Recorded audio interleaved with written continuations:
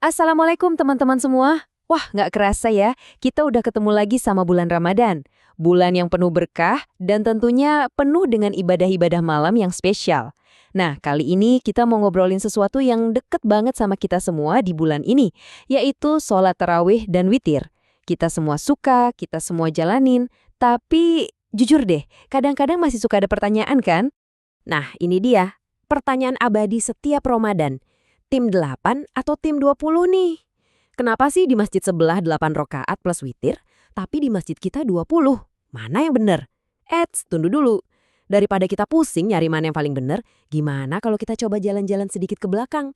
Kita telusuri bareng-bareng, kenapa sih perbedaan ini bisa ada? Siap? Oke, sebelum kita loncat ke perdebatan utamanya, penting banget buat kita samain frekuensi dulu. Kita mulai dari yang paling dasar ya. Apa sih sebenarnya sholat tarawih itu dan apa bedanya sama witir? Yuk kita bedah satu-satu. Jadi kata tarawih itu sendiri asalnya dari tarwihah, yang artinya santai atau istirahat sejenak. Unik banget kan? Sebuah ibadah yang di dalamnya ada filosofi istirahat. Jadi setelah setiap 4 rakaat kita diberi jeda untuk rileks, zikir, doa, atau sekedar atur napas. Inilah semangat Qiyamu Ramadan, menghidupkan malam dengan ibadah yang nikmat, bukan yang terburu-buru. Sekarang witir. Kalau witir, kata kuncinya cuma satu, ganjil. Dari katanya aja, witrun, artinya ganjil. Jadi jumlah rakaatnya itu selalu ganjil. Bisa 1, 3, 5, dan seterusnya. Sholat witir ini ibaratnya jadi penutup yang manis dari semua rangkaian ibadah kita di malam hari. Dan ini nggak cuma di bulan Ramadan aja loh. Oke, definisinya udah dapet. Terus gimana status hukumnya?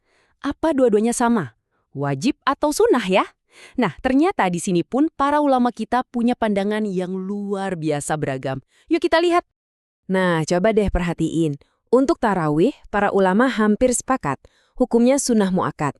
Artinya, sunnah yang sangat-sangat dianjurkan. Tapi, coba geser pandangan ke witir. Wow, mazhab Hanafi bahkan menganggapnya wajib loh. Sementara mazhab-mazhab besar lainnya bilang itu sunnah mu'akkad. Ini nunjukin betapa kaya dan dalamnya diskusi para ulama dalam ilmu fikih. Keren kan? Baik, sekarang kita masuk ke menu utama. Topik yang paling sering jadi obrolan hangat di bulan Ramadan. Yuk kita kupas bareng debat besar soal jumlah rakaat tarawih ini. Tapi sebelum kita lanjut, ada satu konsep kunci yang harus kita pahami bareng-bareng. Perbedaan pendapat soal jumlah rakaat ini sama sekali bukan tentang siapa yang benar dan siapa yang salah. Ini tentang afdoliyah. Apa itu? Yaitu mana amalan yang dianggap paling utama, paling baik, paling afdol menurut hasil penalaran mendalam atau ijtihad para ulama dari dalil-dalil yang ada. Dan ini dia petanya. Lihat deh betapa semuanya punya dasar yang kuat. Yang 8 rakaat itu merujuk langsung ke hadis dari Ibunda Aisyah tentang sholat malamnya Nabi. Yang 20 rakaat ini mengikuti apa yang sudah ditetapkan dan dipraktekkan secara berjamaah di masa Khalifah Umar bin Khattab. Nah, ada lagi yang 36 rakaat. Ini adalah praktek khas dari penduduk Madinah di zaman dulu. Jadi semuanya punya landasan dan sejarahnya masing-masing. Nah, kutipan ini benar-benar jadi penengah yang bijak. Ada sebuah keseimbangan yang indah di sini. Logikanya gini, kalau rakaatnya lebih sedikit, misalnya 8, biasanya bacaan suratnya dibikin lebih panjang, biar kualitasnya tetap terjaga. Sebaliknya, kalau rakaatnya banyak, misalnya 20, bacaannya cenderung lebih pendek per rakaat. Jadi tujuannya sama-sama untuk mencapai kekhusyukan, hanya pendekatannya saja yang berbeda. Ternyata, keragaman dalam ibadah Ramadan ini nggak berhenti di jumlah rakaat aja loh. Bahkan, cara teknis melaksanakannya pun ada perbedaan pandangan yang sama-sama menarik untuk kita ketahui. Oke, jadi ada 2 gaya utama. Yang pertama namanya wasol atau nyambung, yang kedua fasol atau dipisah. Mazhab Hanafi misalnya membolehkan sholat 4 rakaat langsung dengan 1 salam di akhir. Dasarnya hadis Aisyah. Nah kalau mayoritas mazhab lain termasuk yang paling sering kita lihat di Indonesia, itu pakai gaya fasol. 2 rakaat salam, 2 rakaat salam. Dasarnya juga kuat dari hadis Ibnu Umar. Sekali lagi keduanya punya rujukan. Sampai ke detil soal kapan kita baca doa kunut pas sholat witir pun ada beda pendapat loh. Mazhab Hanafi dan Hanbali bilang kunut witir itu bagusnya dibaca sepanjang Ramadan. Tapi kalau menurut mazhab Maliki dan Syafi'i, kunut ini lebih dianjurkan pas masuk paruh kedua bulan Ramadan. Keduanya sama-sama baik, hanya beda waktu pengamalannya saja.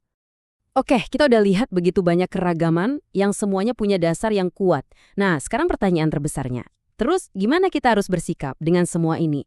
Apa pelajaran yang bisa kita ambil? Yuk kita simpulkan semuanya dalam semangat persatuan. Nah, ini dia poin-poin penting yang bisa jadi pegangan kita. Intinya, yang paling utama adalah, yuk kita hidupkan malam-malam Ramadan, jangan sampai kosong dari tarawih dan witir. Soal jumlah rokaat, jangan sampai itu bikin kita jadi berantem. Dan yang paling praktis, kalau kita sholat di masjid, ikutin aja imamnya sampai selesai. Mau beliau pakai metode manapun, kita makmum aja sampai tuntas. Insya Allah, selain menjaga ukhuwah, kita juga dapat pahala sholat 1 malam penuh. Dan kita tutup pembahasan kita kali ini dengan sebuah kutipan yang sangat menyejukkan dari KH Abdullah bin Nuh. Pada akhirnya, semua ilmu yang kita pelajari hari ini tujuannya cuma satu, supaya kita bisa beribadah dengan lebih mantap, lebih tenang, dan lebih ikhlas. Bukan untuk merasa paling benar atau menyalahkan orang lain. Semoga Ramadan kita tahun ini dipenuhi berkah, ampunan, dan semangat persatuan. Sampai jumpa lagi.